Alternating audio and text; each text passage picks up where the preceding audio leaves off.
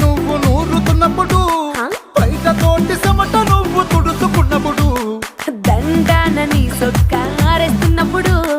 నీ ఒంటి వాసన తెగ గుర్తొచ్చినప్పుడు రెండు చేతులెత్తి జుట్టు ముడిసినప్పుడు జల్లు కత్తుకొని పడుకున్నప్పుడు అలసిపోయి నువ్వు ఆవలించినప్పుడు వచ్చుండై ఫీలింగ్స్ వచ్చి వచ్చి చంపేస్తుండై